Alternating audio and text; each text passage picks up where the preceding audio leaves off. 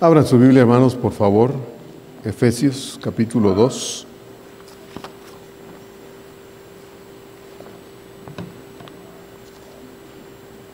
Efesios capítulo 2.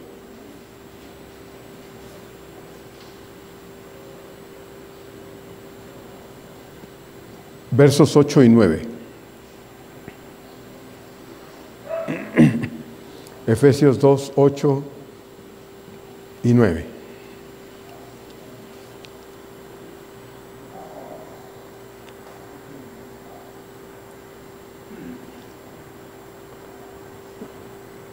Voy a leer desde el verso 1 para poder recordar el contexto del texto que estamos estudiando.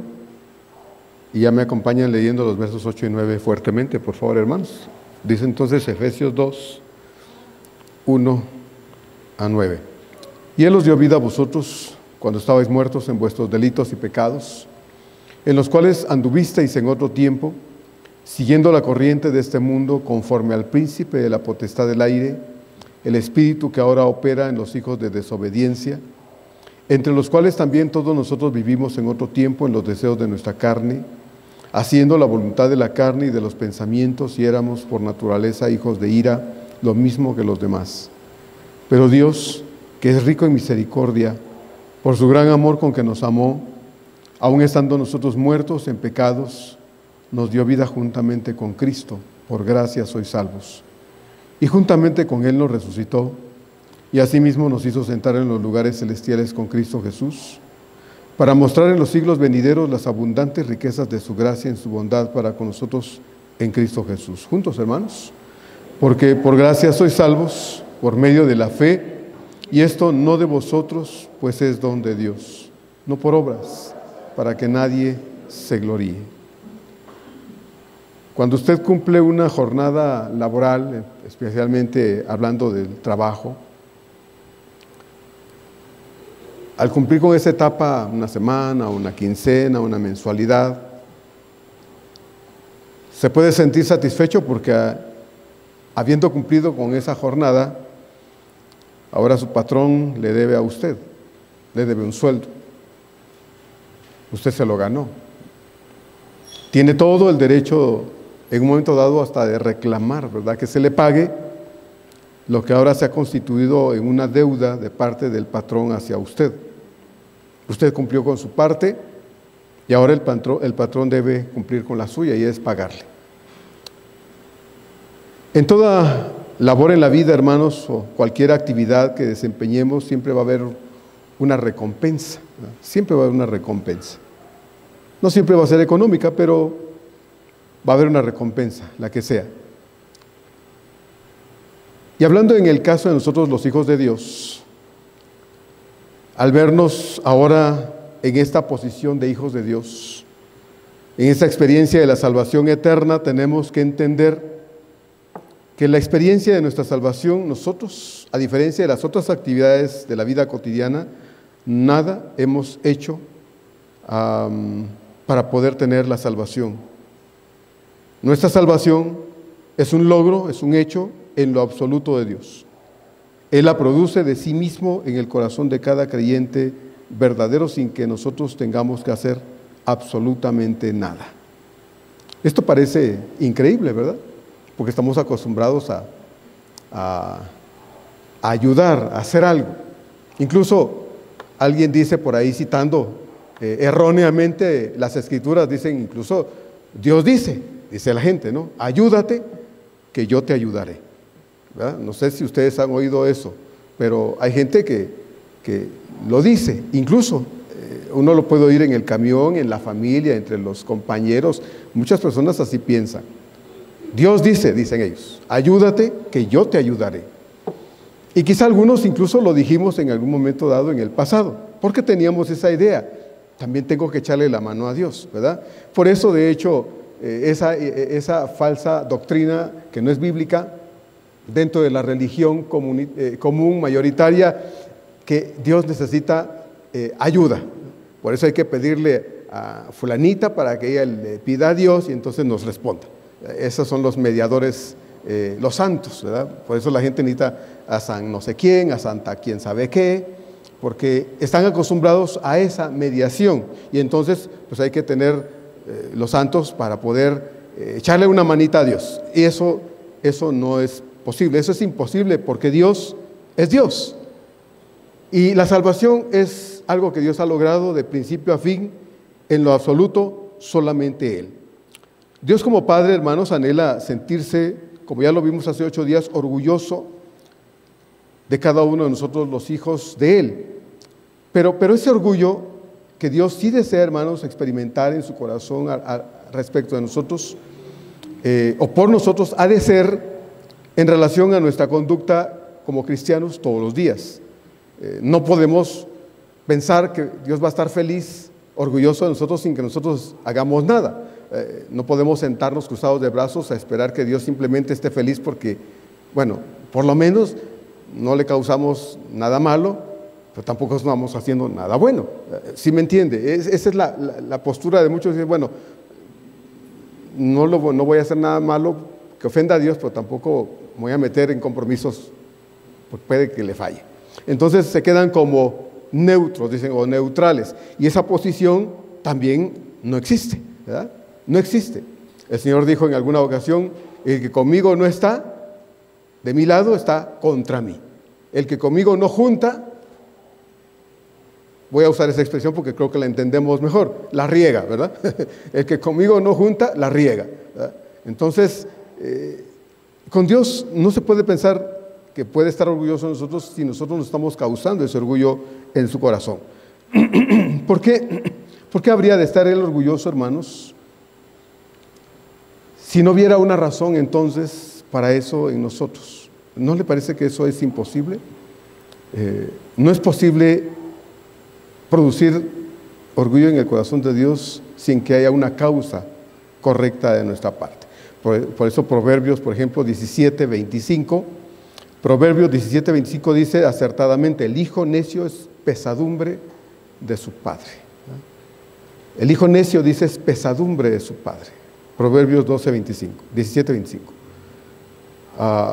Cuando un hijo es complicadito, pues hace que el corazón de sus padres esté llorando, ¿verdad? Esté lastimado, esté pues incómodo, triste.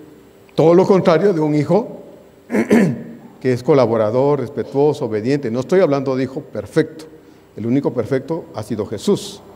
Pero cuando un hijo se esfuerza en hacer que sus papás estén contentos, sí, de repente se le sube, ¿verdad? Y hay que bajarle los niveles, pero normalmente está procurando ser un buen hijo. Ese hijo produce en el corazón de sus padres, pues, tranquilidad, ¿verdad? Alegría, esas cosas que uno como padre desea de sus hijos. Imagínense entonces con Dios. Entonces el texto dice, el hijo necio es pesadumbre de su padre. Nuestra conducta diaria, nuestra forma de vivir diaria debe tener por consigna el deseo profundo por honrar a nuestro buen Padre Celestial cada día, hermanos, porque si hoy tenemos paz eterna, si hoy gozamos de seguridad eterna, es exclusivamente porque Dios así lo quiso, porque Él es rico, como ya lo vimos en el verso número 4, es rico en misericordia. Entonces, no es algo que me logré yo, no conseguí eso por mí mismo, no, Dios me lo dio. Entonces, ¿por qué no responder? ¿No le parece, hermano? ¿Por qué no responder? ¿Por qué no corresponder, si podemos usar esa expresión, con Dios de esta manera también? Para mostrarle nuestra gratitud, porque entendemos que lo que Él nos ha dado era imposible conseguirlo nosotros, ¿verdad? Dios nos lo dio porque Él quiso. Pablo pues se va a enfocar en el texto de hoy que ya leímos, en reafirmar o afirmar, como usted quiera verlo, que nuestra salvación es un regalo exclusivo de Dios, desde el principio hasta el final. Algo que Dios hizo, Dios quiso otorgárnoslo sin que nosotros hubiésemos hecho absolutamente nada para poderlo tener. El verso 8 dice entonces, porque por gracia sois salvos por medio de la fe. Y Pablo concluye el verso 8 diciendo, y esto no de vosotros, pues es un don de Dios. porque por gracia sois salvos por medio de la fe. Y esto no de vosotros, pues es don de Dios. Usted y yo, cada hijo de Dios, estábamos, como ya lo vemos, hermanos, lo hemos visto desde el comienzo de este capítulo 2, muertos por dentro. No había vida en nosotros por dentro. No existía comunión con Dios ni relación con Dios por dentro. Por fuera nos veíamos como el resto de la gente, ¿verdad? Muy arregladitos, bien presentables, oliendo rico, pero por dentro bien muertos, sin comunión, sin relación con Dios a causa de nuestros pecados no perdonados. Vivíamos, como ya lo vimos también en versos anteriores, como se nos antojaba, como se nos ocurría, dándonos gusto y experimentando toda clase de placeres, porque creíamos, hermanos, que eso era disfrutar de la vida.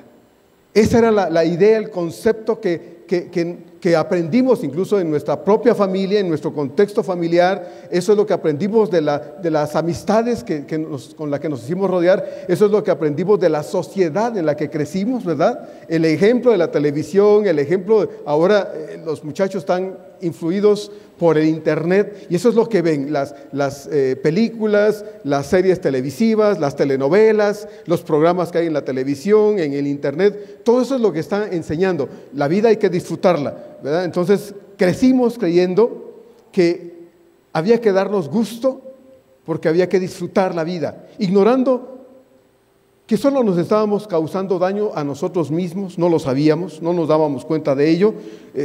Le metimos al cuerpo muchas cosas, hicimos con nuestro cuerpo lo que se nos antojó, íbamos a toda prisa, como bien dice la Escritura, la condenación eterna, pero no lo sabíamos.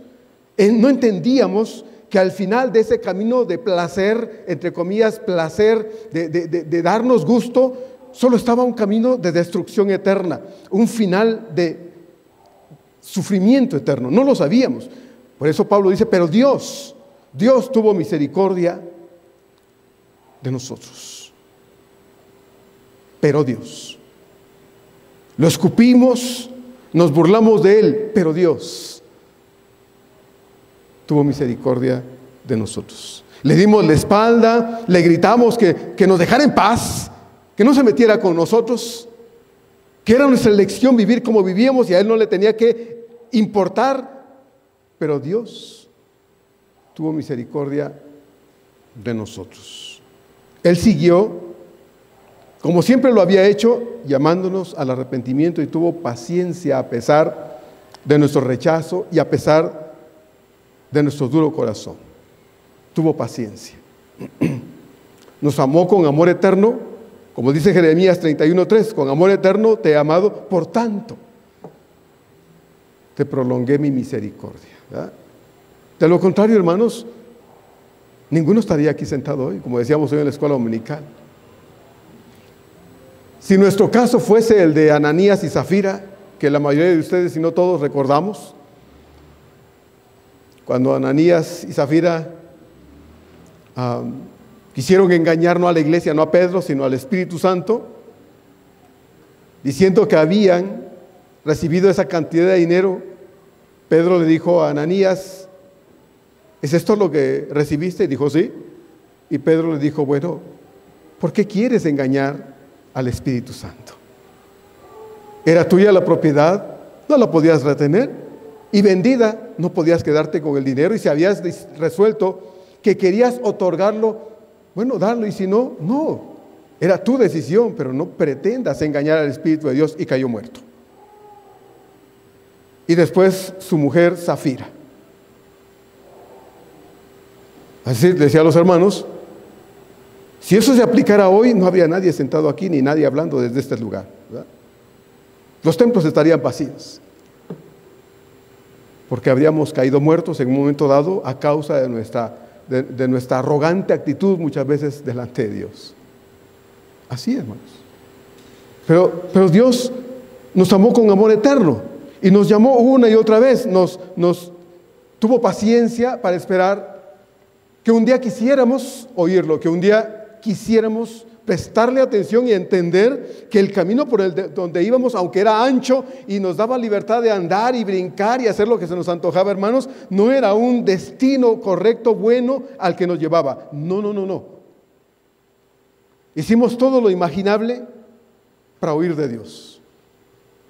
Todo lo que se nos imaginó, se nos ocurrió, lo hicimos tratando de escapar de Dios, como Jonás. Se metió a un barco, ¿se acuerda?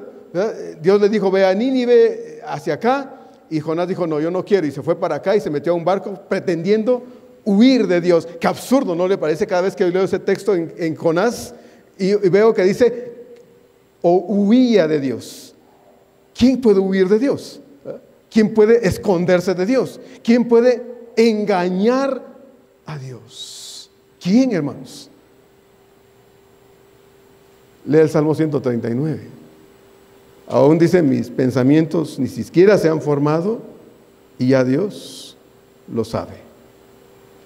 Conoce mis más profundas intenciones antes que éstas aparezcan en mi corazón. No puedo engañar a Dios. Entonces, ¿cómo puedo huir de Dios? ¿Cómo puedo esconderle a Dios algo? No. Entonces, como le digo, somos atrevidos, temerarios en ese sentido muchas veces en el papel de hijos de Dios, hermanos, actuando como actuamos con Dios, creyendo que no van a haber consecuencias. Sí van a haber consecuencias muchas veces, lamentablemente, pero no las medimos porque somos temerarios. Entonces hicimos todo para huir de Dios. Eso sí hicimos bien, huir de Dios. Éramos expertos en el pecado. Nos las arreglamos perfectamente bien para no necesitar a Dios. Sí necesitaba a mis amigos, sí necesitaba la fiesta, sí necesitaba el desorden, sí necesitaba esa vida apartada de Dios, pero a Dios no. Necesitaba mi placer, necesitaba lo que a mí me satisfacía carnalmente, pero no necesitaba a Dios.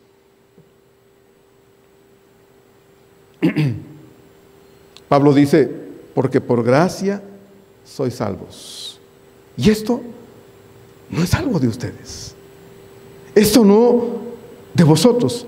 Pues es, dice Pablo, don de Dios. Nosotros pecamos, nosotros nos alejamos de Dios, eso sí lo hicimos nosotros. Pero nuestra salvación es entera y absoluta obra de Dios, mis hermanos. Desde el principio hasta el final.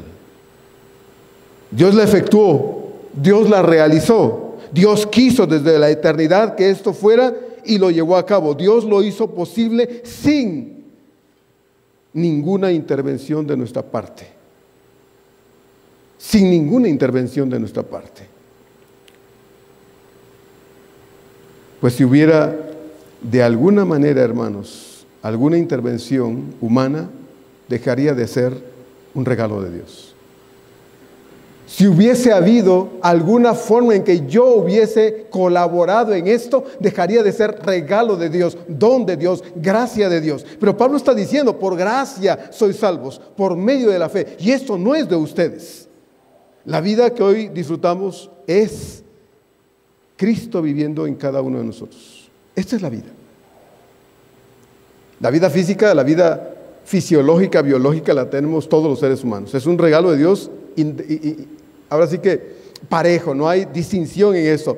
Pero la vida interna, la vida de nosotros los hijos de Dios es un regalo de Dios. Es Cristo viviendo en cada uno de nosotros. Esta es la vida nueva que Dios nos da.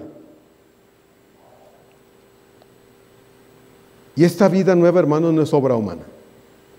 No es obra humana, no. Pablo ya dijo en el verso 5 de este capítulo 2, aún estando nosotros muertos en pecados, nos dio vida juntamente con Cristo. ¿Cómo nos vio Dios? Dice, muertos en delitos y pecados, apestosos a causa del pecado, porque un muerto no huele bien, un muerto huele feo. Y conforme pasan las horas y los días, huele peor. Entonces dice Pablo, bueno, estábamos muertos en pecados y aún así Dios quiso darnos vida en Cristo, juntamente con Cristo. Ahora, por lo tanto, esta unión que tenemos con Él se ha tornado por la gracia de Dios y el poder de Dios indisoluble, porque si fuese de nuestra parte, hermanos, ¿de cuándo se hubiera acabado? Si dependiera de nosotros esta unidad con el Señor, ya se hubiera acabado. Pero no depende de nosotros, depende de Dios. Y Dios es fiel. Y Él dice que cuando usted y yo venimos al conocimiento de Dios, somos uno con Él. Uno. Estamos fundidos a Él, unidos, pegados a Él. Nos hemos entrelazado a Él y eso, hermanos, es imposible que deje de ser. Por eso es que esto no es humano. Así que la vida que hoy vivimos, la vivimos juntamente con Cristo.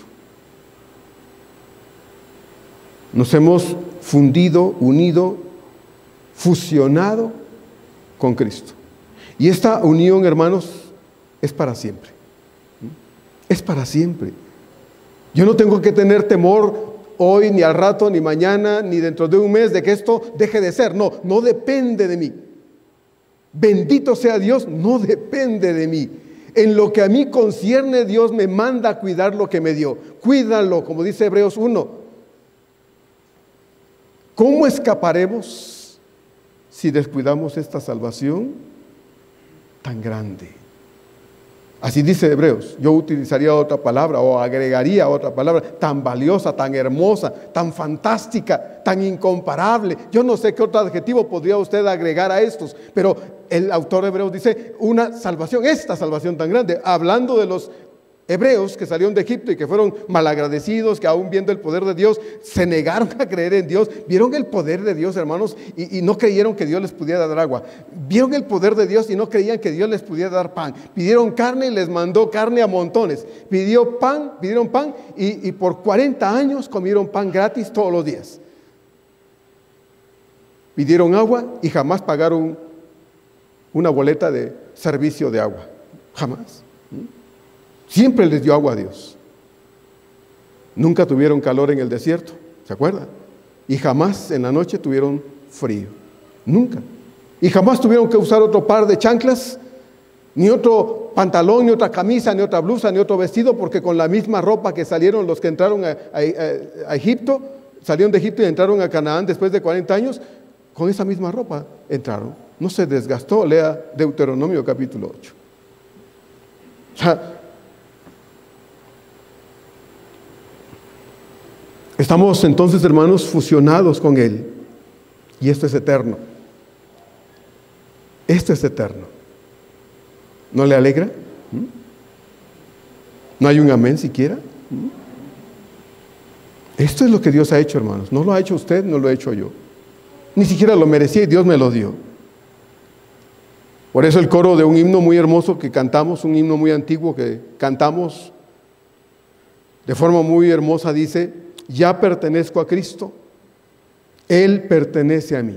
Y luego dice: no solo por la vida aquí, más por la eternidad. Ya pertenezco a Cristo.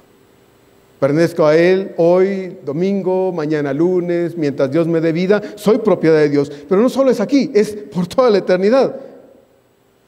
Nuestra salvación, hermanos, esta gran salvación no es el resultado de ninguna acción, obra o decisión nuestra, no. Es el resultado de la obra de Dios por medio de Jesucristo.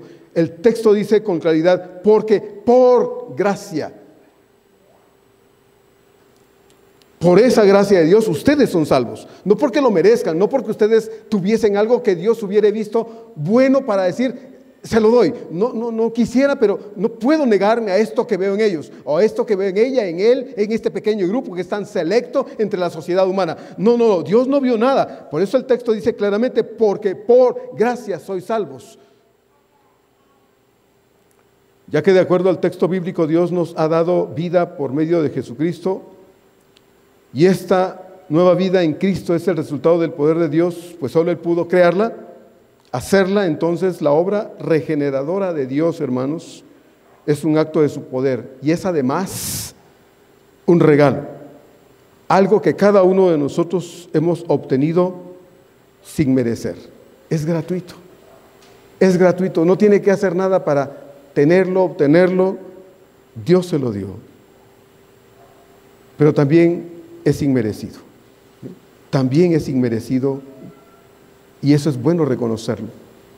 Por eso es que Cuando entendemos estas cosas, hermanos, y las entendemos de manera correcta, tendemos a valorar. Cuando no lo entendemos, entonces tratamos esto como cualquier cosa, porque quién sabe. Tal vez hacer una baratija, quién sabe cuánto le costó, y bueno, lo agarro y me lo regalan y lo tiro por allá. Lo arrumbo por ahí. No, hermano, no es un par de calcetines que le regalaron y como no dice Liverpool el empaque, porque como no dice Suburbia el empaque, lo tiro por allá. Pero si dijera Liverpool, si dijera Palacio de Hierro, pues entonces lo voy a valorar y me los voy a poner seguido porque son caros. Esta salvación Dios la hizo.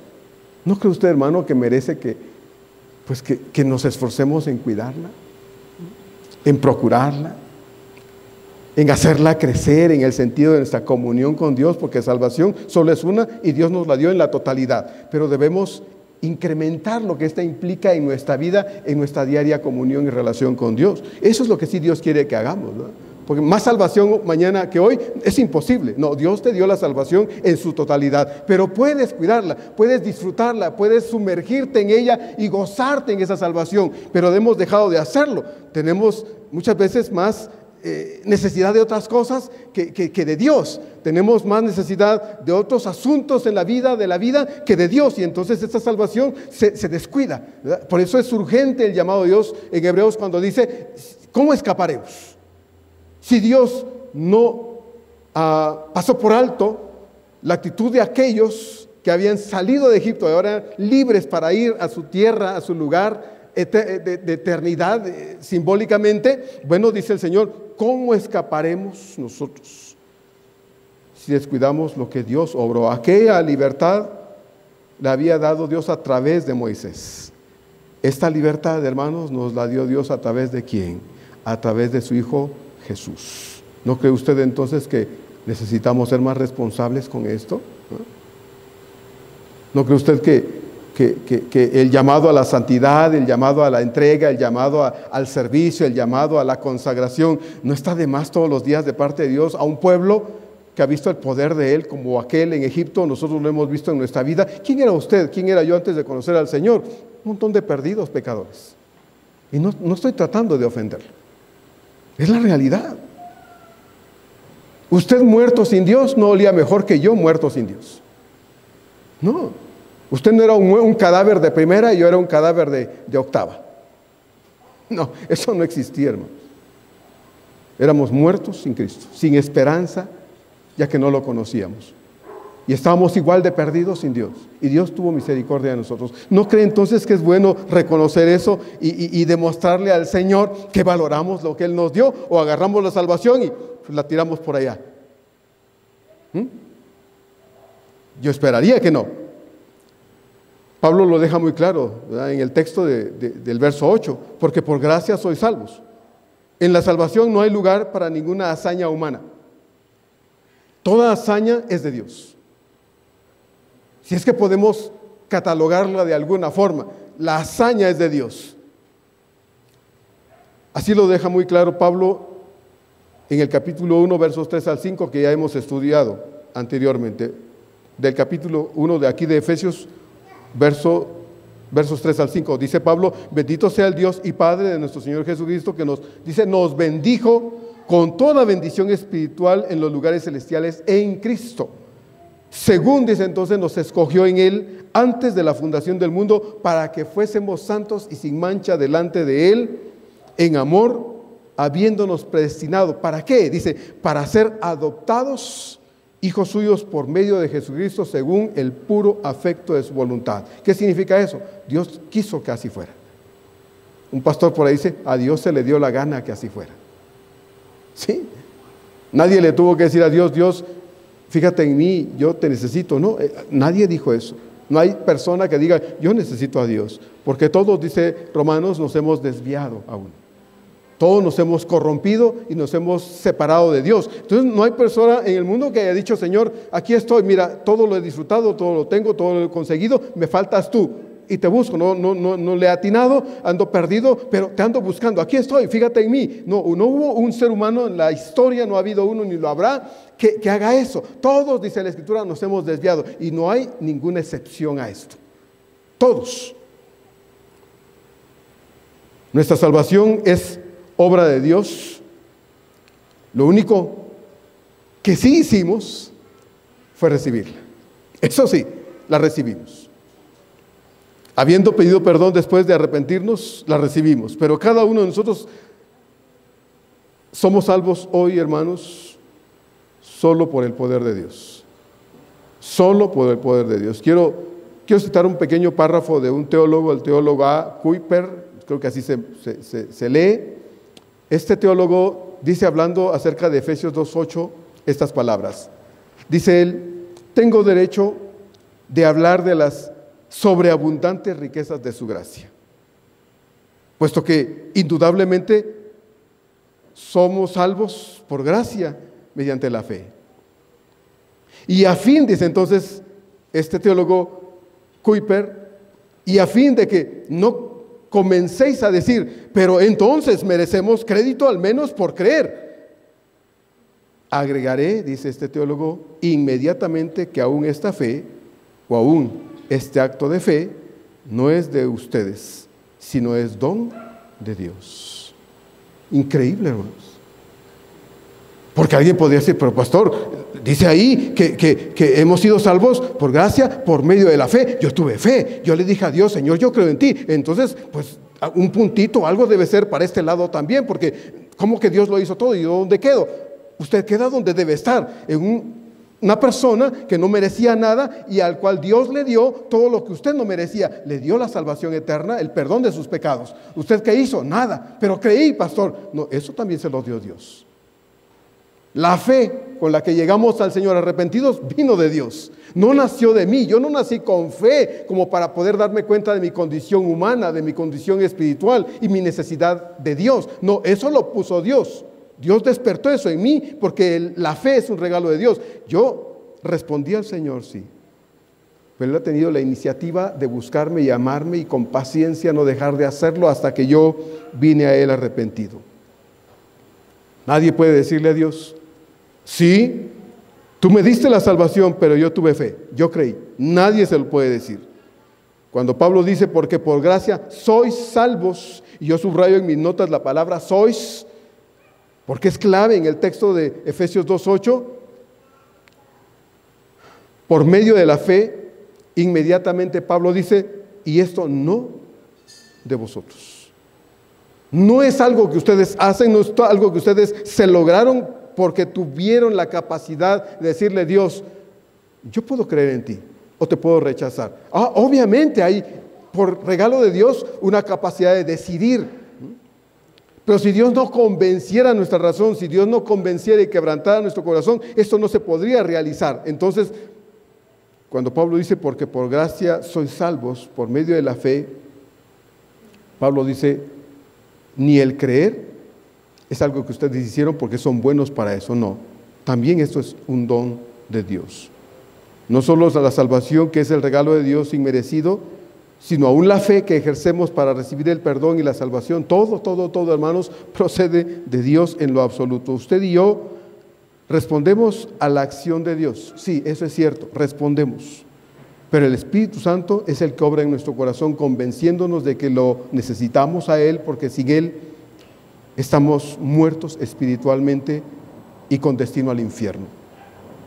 Al respecto, el mismo Señor dice en Juan 16:8, y cuando Él venga, hablando del Espíritu Santo, convencerá al mundo de pecado, de justicia y de juicio.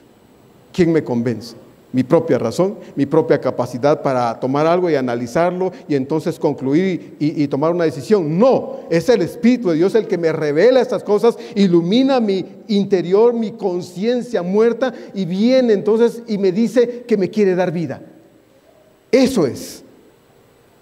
Y cuando me convence, yo le digo, perdóname, entiendo que soy pecador, te necesito, perdóname, me arrepiento, ven a mi corazón. Hay una reacción, Pero es el Espíritu de Dios quebrantando, convenciendo, diciéndonos todas las cosas como deben ser. Por eso el Señor dice, y cuando Él venga, convencerá.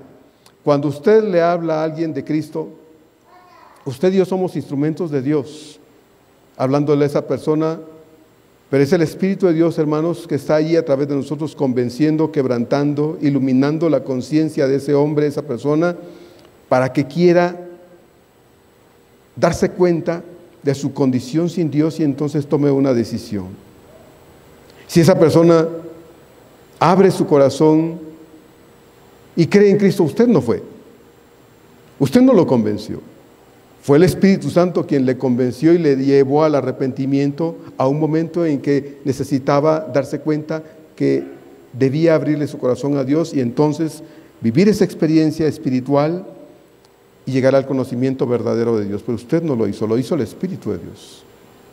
Y esa persona no abrió su corazón porque es demasiado bueno para entender esas cosas. No lo ha hecho, no lo había hecho hasta que el Espíritu de Dios viene a su mente, a su corazón y le revela esa verdad de modo que pueda darse cuenta de su propia condición, como revertir sus ojos y voltearse a ver hacia adentro de su propio corazón y darse cuenta de su realidad espiritual por trabajo del Espíritu de Dios en su mente y en su corazón.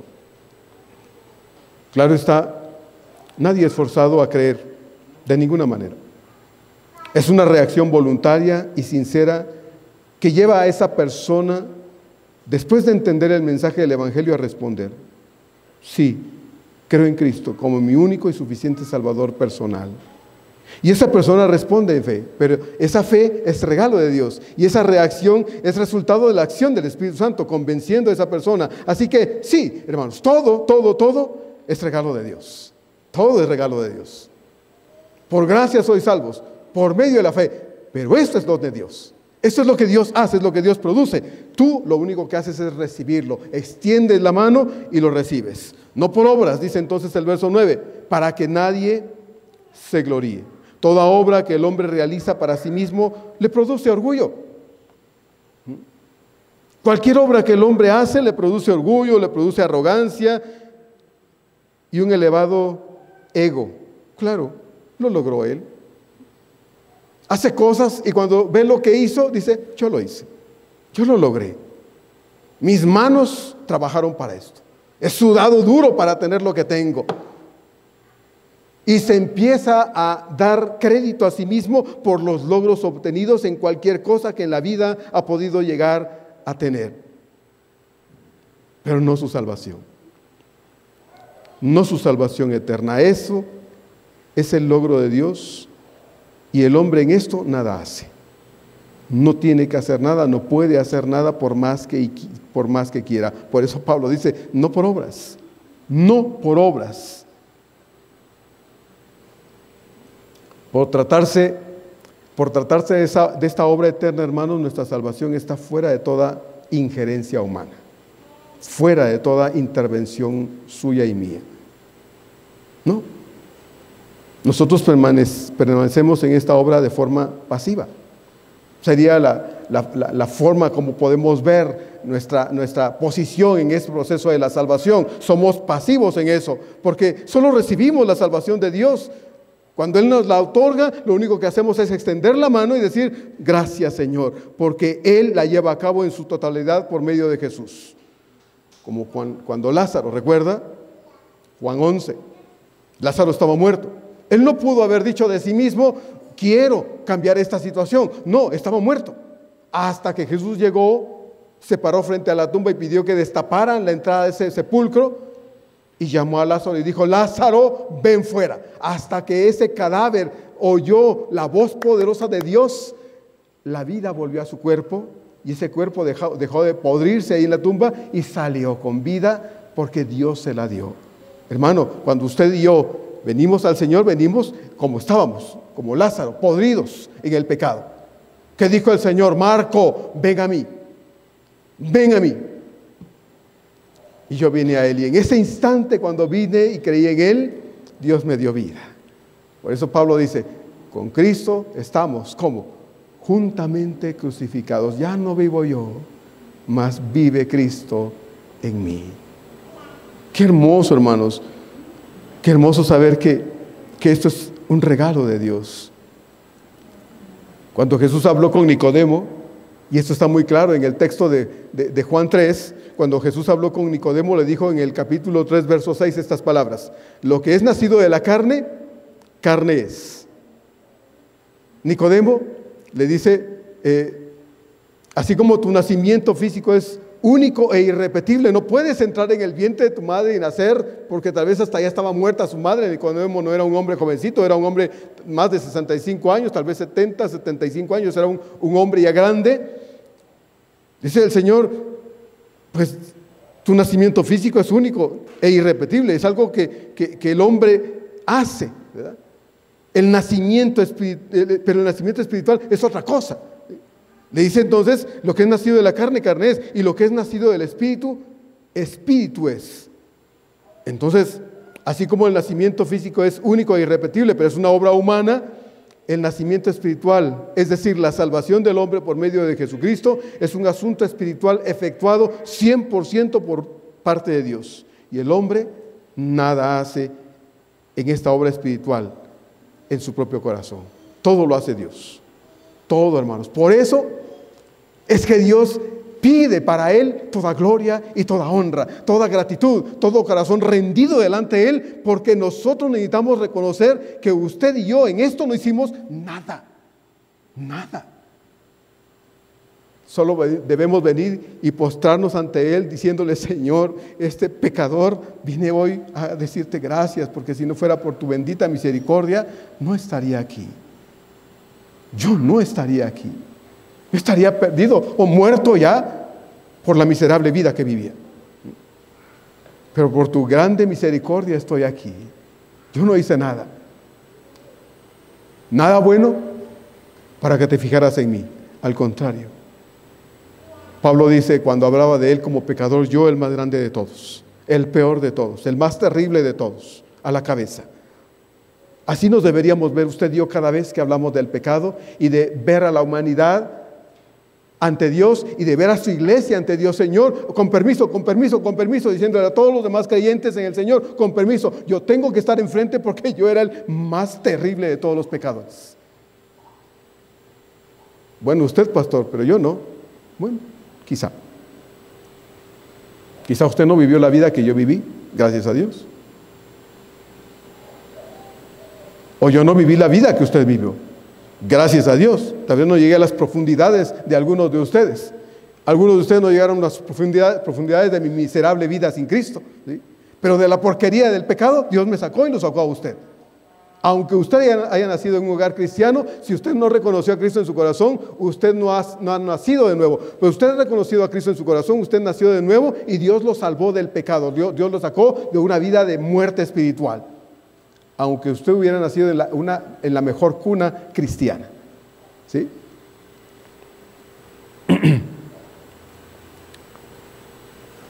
Entonces, el hombre nada hace en esta obra espiritual. Todo lo hizo Dios. En Colosenses 1, 13 y 14 dice Pablo así: el cual, es decir, el Padre, porque de Él está hablando, el cual nos ha librado de la potestad, dice, de las tinieblas, fíjese. Y luego dice, y trasladado al reino de su amado Hijo. Nos ha librado de la potestad de las tinieblas y trasladado al reino de su amado Hijo. Nos saca de un reino de pecado y de maldad y nos traslada a otro reino, al reino de Jesús. En quien tenemos, dice el verso 14, redención por su sangre, el perdón de pecados. Y en los versos 20 y 22 de aquí de Colosenses capítulo 1 también dice Pablo así: y por medio de Él, es decir, de Cristo, reconciliar consigo todas las cosas, así las que están en la tierra como las que están en los cielos, haciendo la paz mediante la sangre de su cruz. Y a vosotros, dice entonces, también que erais en otro tiempo extraños y enemigos en vuestra mente, haciendo malas obras, ahora, dice, os ha reconciliado en su cuerpo de carne por medio de la muerte, para presentaros santos y sin mancha e irreprensibles delante de Él. ¿A quién se refiere el texto? No se refiere al señor Marco Tulio Ambrosio, no, se refiere a Cristo habiendo hecho eso para mí, para mi beneficio. Él lo hizo. Por lo tanto, Pablo cierra este verso 9 diciendo, para que nadie se gloríe. No es por obras, para que nadie se gloríe. Para que nadie se hinche de orgullo. Para que nadie le diga en su cara a Dios, Dios, conmigo no lo hiciste todo. Yo hice una parte. Para que nadie se gloríe. ¿Lo entiende, hermano? Si algo deberíamos, como le acabo de decir hace un momento, y lo vuelvo a repetir, si alguien debería venir a esta casa de Dios y entrar incluso de rodillas desde la puerta de la entrada de esta casa de Dios y postrarse aquí a llorar ante la presencia de Dios, es usted y soy yo. Porque pecadores, ¿qué merecíamos, hermanos? ¿Merecíamos lo que tenemos? ¿Lo merecíamos?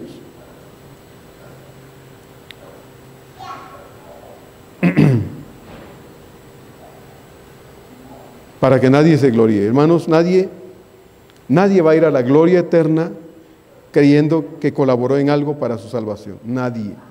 No va a haber ninguna excepción. Nadie va a entrar diciendo, parándose en la puerta y diciendo, miren, yo estoy aquí y también yo sí ayudé.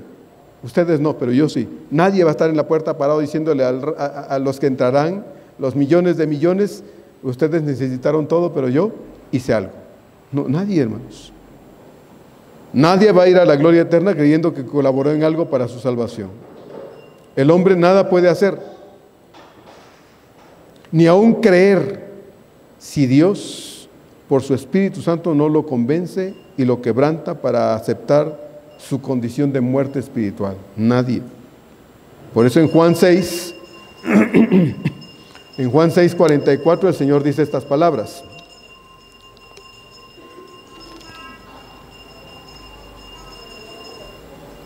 Juan 6:44, ninguno. Yo subrayo también esa palabra aquí en mis notas, porque para mí es muy importante. Ninguno puede venir a mí si el Padre que me envió no le trajere. Ninguno puede venir a mí si el Padre que me envió no le trajere. Y yo le resucitaré en el día postrero. Y en Juan 14:6 dice el Señor, yo soy el camino y la verdad y la vida. Y luego dice, y nadie viene al Padre sino por mí. Hermano, no hay lugar para ninguna actitud arrogante ante Dios. No hay lugar para la arrogancia, el orgullo, la soberbia religiosa ante Dios. No lo hay. Si entendiéramos estas cosas, híjoles, hermanos, ¿qué iglesia tendría el Señor? ¿Qué iglesia tendría el Señor? Gente más entregada, más consagrada, más dispuesta a lo que fuera, porque entenderíamos la profundidad de la salvación tan grande que Dios nos dio, que no costó 3 miserables pesos, no, costó la sangre bendita de Jesús. Eso costó su salvación y la mía. ¿Cómo tratamos esa salvación? ¿Cómo tratamos lo que Dios nos dio? Para que nadie, dice entonces Pablo, se gloríe. Usted y yo,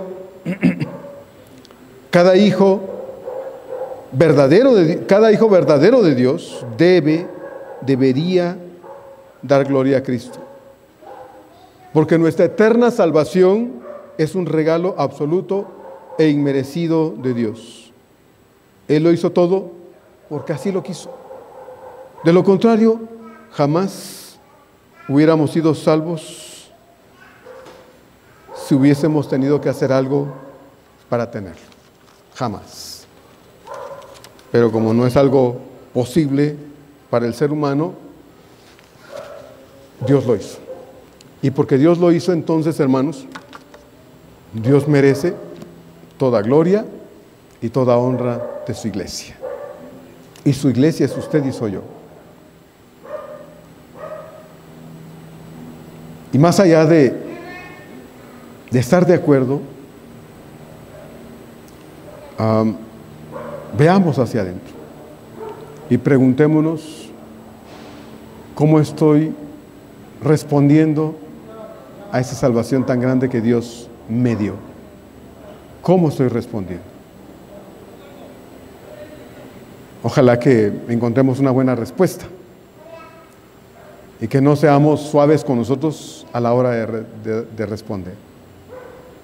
Seamos imparciales con nosotros mismos, ¿verdad? Seamos duros si es necesario con nosotros mismos para sacar de entre las excusas y los pretextos y los razonamientos una respuesta correcta. Ojalá que sí. Porque somos buenos para razonar, para justificarnos y para disculparnos ante Dios. Somos buenos para eso. Y digo somos porque me incluyo en esto. No estoy fuera de esto. Que Dios nos ayude, hermanos, de verdad nos ayude, porque lo que viene también es muy complicado. Es muy difícil y es muy duro, pero la realidad para nosotros debe ser así. Y ojalá pues querramos oír. Ojalá que sí. Vamos ahora. Padre, en esta tarde queremos agradecerte porque al ver el texto de tu palabra, Señor, tratando este asunto acerca de la salvación, nos damos cuenta, Señor, pues reafirmamos para nosotros, porque sí lo sabemos, que esta es una obra absoluta tuya en nuestra vida. Pero en muchos casos, Señor, se queda ahí en el aspecto de lo teórico, del conocimiento simplemente, Señor, y no va más allá, que es el del entendimiento y de la implicación de esto en la vida, en mi vida y en la vida de cada uno de tus hijos. Al quedarse en ese nivel nada más, Señor, pues no produce nada, no cambia nada. No hay efectos para la gloria de Dios, no hay resultados para la gloria de Dios, porque simplemente lo dejamos en el nivel del conocimiento, del saber y ya. Yo te pido, Señor, que nos ayudes a ser más sensibles a esto y que con humildad, Señor, podamos dejar que tu palabra, Señor, pues haga lo que debe hacer. Como dijiste alguna vez, por medio de tu siervo el profeta, Señor, que tú envías tu palabra y ella viene y hace lo que debe hacer y no regresa a ti vacía. Ese es el deseo para mí y para mis hermanos, que no regrese vacía, que no regrese sin producir efecto en nuestra vida, y lo podamos, Señor, de verdad experimentar. Gracias, Espíritu Santo, porque nos enseñas estas verdades, Señor, que son profundas, y aunque a veces chocan con nosotros, Señor, porque tenemos nuestra propia forma de ver las cosas e incluso de interpretar tu palabra, no es, Señor, como nosotros decimos, porque la interpretación de tu palabra no es de forma particular, sino es de acuerdo a lo que el Espíritu de Dios nos dicta en el corazón. Así es que oramos para que nos ayudes a entender todo esto, Señor, y nos mueva de verdad a algo mejor. Te lo pedimos de todo corazón, en el nombre de Cristo Jesús. Amén.